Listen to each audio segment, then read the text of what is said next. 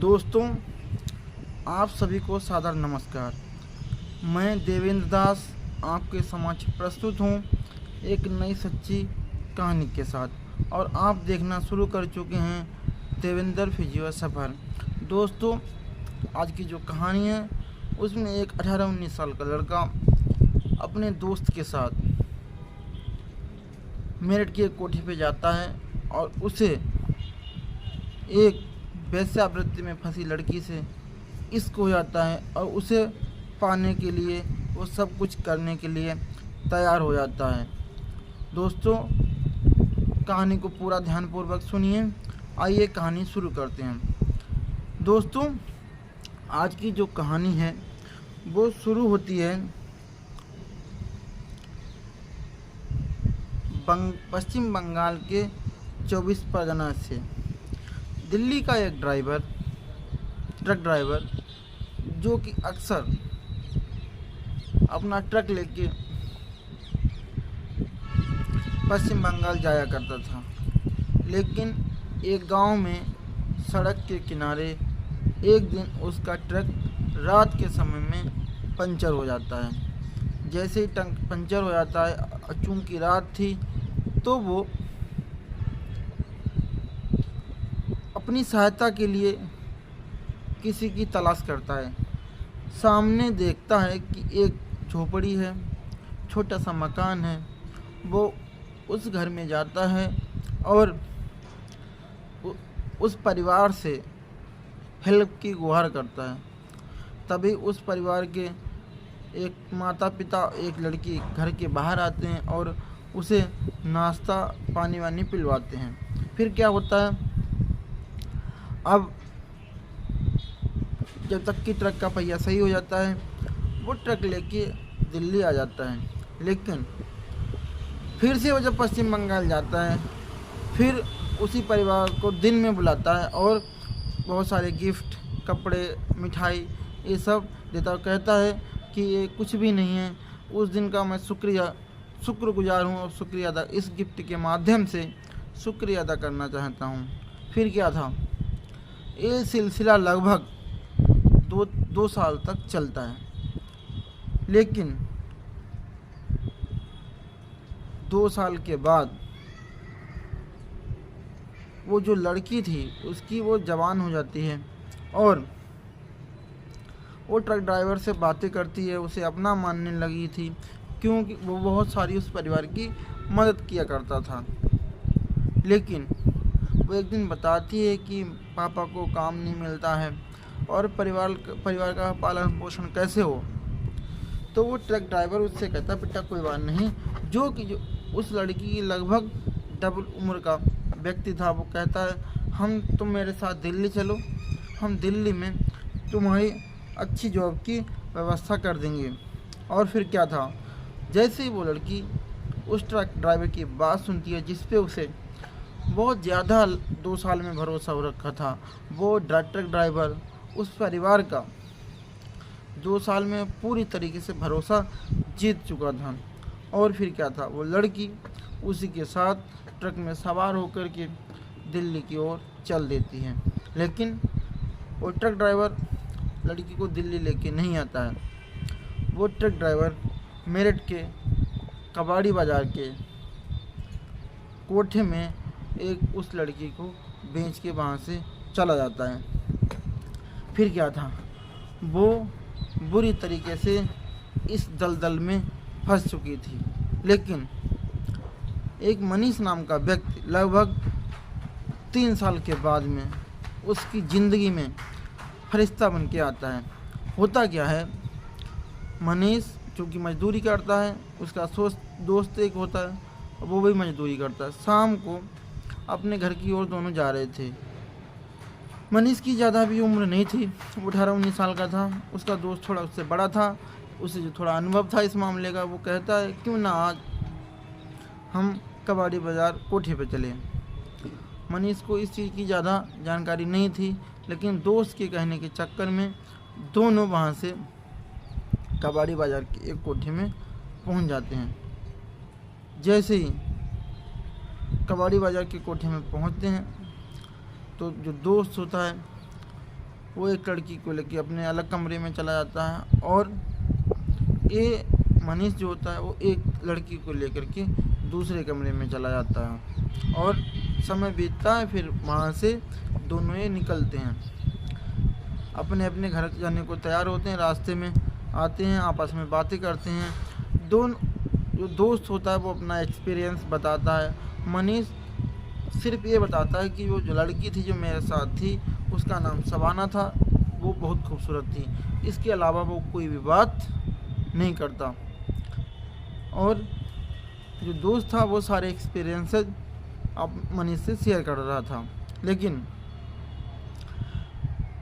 कुछ दिन फिर बीतते हैं। वो दोस्त फिर मनीष से कहता है, पहले तो मनीष जब पहली बार गया था तो नामुकर कर रहा था, लेकिन इस बार मनीष स्वयं ही चलने के लिए तैयार हो जाता है और मनीष अपने दोस्त के साथ उसी कोठे पे फिर से पहुंच जाता है। फिर क्या था, मनीष उसी लड़की को चूज करता है, लेकिन प्यार से बातें करता है, सब कुछ करता है। समय गुजर जाता है और वहाँ से चला आता है। तीसरी बार अकेले ही मनीष फिर पहुँच जाता है। इस बार उसका दोस्त उसके साथ नहीं था। तो वो लड़की कहती है कि अब जब से 2-3 बार से तुम आ रहे हो, तुम हमारे साथ कुछ करते नहीं, सिर्फ समय स्पेंड करते हो।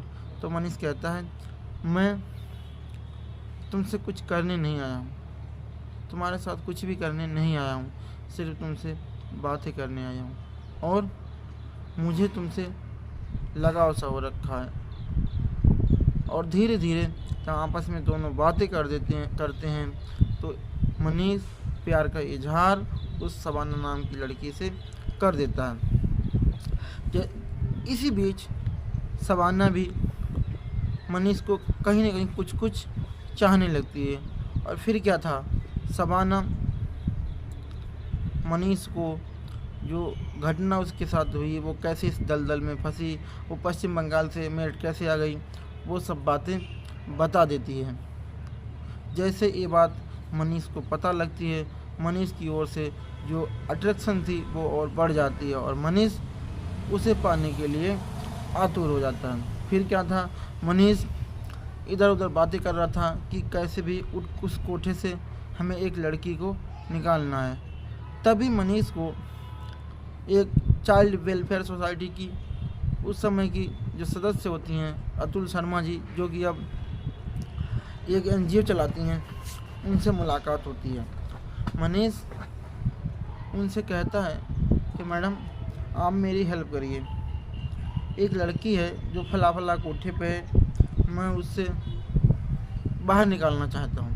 तो अतुल शर्मा जी कहती हैं कि आखिर तुम्हारा उस लड़की को बाहर निकालने का उद्देश्य क्या है। तो वो मनीष उनसे कहता है कि मैं उस लड़की से शादी करना चाहता हूँ।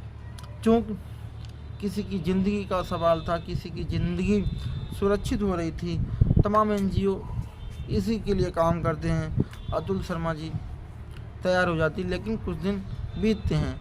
मनीष कई बार इस बीच अतुल शर्मा जी को फ़ोन करता है। फिर क्या था, एक दिन अतुल शर्मा जी उसी कोठे में जाती हैं और कोठे की मालकिन से कहती हैं, मुझे एक लड़की चाहिए जिसका एक लड़का बाहर इंतज़ार कर रहा है, उससे शादी करना चाहता है। इसी बीच जो कोठे की मालकिन होती है वो भड़क जाती है। तमाम मीडिएटर जो होते हैं वहाँ पे वो भी भड़क जाते हैं और सबकी नज़रें उस कोठे पे उस लड़की, कौन सी वो लड़की है, इस सब पे गड़ जाती हैं। लेकिन होता क्या है, तमाम समझाने के बावजूद कोठे की मालकिन तैयार नहीं होती। फिर क्या था, अतुल शर्मा जी सीढ़ी से उतरते हुए एक बात कहती हैं कि जो भी इन 20-22 लड़कियों में मेरे साथ आना चाहती है वो आ जाए, इसके बाद कुछ भी चारा नहीं है। फिर क्या था, उसी में से डर की मारी हुई एक लड़की भागते हुए अतुल शर्मा जी के पास आती है और उनका हाथ पकड़ लेती है और कहती है, बचा लीजिए। फिर क्या था, अतुल शर्मा जी उसे लेके चलने के लिए तैयार होती हैं। इसी बीच जो कोठी की मालकिन होती है वो तमाम जुगत करती है कि कोई भी लड़की यहाँ से ना जाए, लेकिन अतुल शर्मा जी ने कहा कि अगर वो इस लड़की को जाने नहीं देगी तो यहाँ फोर्स आएगी, बवाल होगा। इसी बीच वो कहीं न कहीं जो कोठी की मालकिन होती है वो अतुल शर्मा जी से डर जाती है, और उसी डर की वजह से वो सोचती है कि अभी तो एक ही जा रही है, लेकिन अगर बवाल होगा तो कई सारी लड़कियां यहाँ से चली जाएंगी। फिर क्या था, वो लड़की शबाना नाम की, अतुल शर्मा जी उसको अपने साथ घर लेके चलती हैं। रास्ते में मनीष मिलता है। जैसे ही मनीष और शबाना आपस में मिलते हैं, एक दूसरे से गले मिलकर रोने लगते हैं। ये रोना खुशी के थे, ये आंसू खुशी के थे। फिर क्या था, अतुल शर्मा जी अपने घर लाती हैं, उन्हें खिलाती हैं, पिलाती हैं, समझाती हैं, काउंसलिंग करती हैं। फिर जो शहर के प्रसिद्ध काजी थे उनको बुलाया जाता है कि आपकी थोड़ी हेल्प चाहिए। दरअसल एक ऐसी लड़की है जिसका आपको निकाह पढ़वाना है। वो आते हैं, उनका निकाह पढ़ते हैं। अतुल शर्मा जी उसे गिफ्ट शिफ्ट वगैरह देती हैं और उस लड़की को वहाँ से विदा कर देती। जब अतुल शर्मा जी उन दोनों पति पत्नियों को विदा करती हैं, इसी बीच वो लड़की बोलती है, जिस व्यक्ति ने हम पे कितना भरोसा किया, मैं कहाँ दलदल में फंसी हुई थी, उसने मेरा साथ दिया, तो हम उसके लिए कुछ भी नहीं कर सकते। हमारा आदरणीय अतुल शर्मा जी आपसे निवेदन है कि हमारा विवाह हिंदू रीति रिवाज से अनुसार अगर हो जाए तो हमें बहुत अच्छा लगेगा, और मेरी उम्मीद है कि हमारे पति को भी इस चीज़ में खुशी होगी। फिर क्या था, अतुल शर्मा जी को एक नई जिम्मेदारी मिलती है। अतुल शर्मा जी फिर उसी लड़की शबाना का विवाह हिंदू रीति रिवाज के अनुसार भी उसका करवाती हैं, और जैसे ही शबाना का विवाह हिंदू रीति रिवाज के अनुसार मनीष के साथ होता है, फिर क्या था, वो अपने घर जाना चाहता है और अपनी पत्नी, नवविवाहित पत्नी को लेके वो अपने घर जाता है। जैसे ही अपने घर पहुंचता है, उसके माता पिता उसे देखते हैं। माता पिता की जब नज़र एक लड़की पर पड़ती है तो वो चौंक जाते हैं। आखिर जाता तो काम करने था, ये लड़की कौन ले आया, कहाँ से ले आया। फिर क्या था, वो सारी पूछते हैं, लेकिन मनीष कुछ भी झूठ नहीं बोलता है। वो सारी बातें बताता है और कहता है कि हमने दरअसल ये लड़की जो पश्चिम बंगाल की रहने वाली है, यहाँ एक ट्रक ड्राइवर ले आया था, कोठी में बेच दिया, अब वहाँ दलदल में फंसी थी। मैं इसे निकालना चाहता था और इसके साथ ज़िंदगी बसाना चाहता था, और इसलिए मैं उसे वहाँ से जैसे तैसे कड़ी मशक्क़त के बाद कोठी से निकाल के लाया हूँ। जैसे ये बात माता पिता को पता लगती है, एक तो मुस्लिम, ऊपर से कोठे वाली, अब इस चीज़ से उसके माता पिता भड़क जाते हैं। घर से मनीष को, उसकी नवविवाहित पत्नी को निकाल देते हैं। मनीष फिर क्या करता है, मनीष अपना चला जाता है शहर की ओर। अब पहले तो मजदूरी करता था, अब रिक्शा चलाने लगता है, पालन पोषण करता है। इसी बीच मनीष और शबाना की 2 बच्चियां होती हैं। एक दिन मनीष अपनी पत्नी, दोनों बच्चियों के साथ मार्केट में था। उसी मार्केट में उसकी माँ की नज़र मनीष पे, मनीष की पत्नी पे और 2 बच्चियों पे पड़ती है। तो एक बेटा जो माँ के दिल में बसता है वो बाहर आ जाता है और अपनी बहू को गले लगा लेती हैं। कहती हैं मनीष से कि चलो अब घर चलते हैं, अब ज़्यादा दूर रहना हमारे लिए ठीक नहीं होगा, मेरा स्वास्थ्य खराब हो रहा है। मनीष भी माँ की बात को मान लेता है। मनीष अपनी पत्नी के साथ घर जाता है, जबकि उसके पिता इसकी चीज़ के लिए तैयार नहीं थे, लेकिन मनीष अपनी माँ के साथ घर जाता है और प्यार से रहता है। इसी बीच एक और बच्चियाँ होती हैं, मनीष के 3 बच्चे हो जाते हैं, और मनीष के पिता, मनीष की माँ, 3 बच्चियाँ, पत्नी, सब लोग प्यार से सकुशल रहते हैं। फिलहाल वो भी मजदूरी कर रहा है। मनीष ने उस लड़की के लिए जो किया, आपको कैसा लगता है, आप हमें कमेंट बॉक्स में ज़रूर बताइए, और देखते रहिए देवेंद्र फिजियो सफ़र। मिलते हैं कल एक नई कहानी के साथ, तब तक के लिए शुभ रात्रि, जय श्री।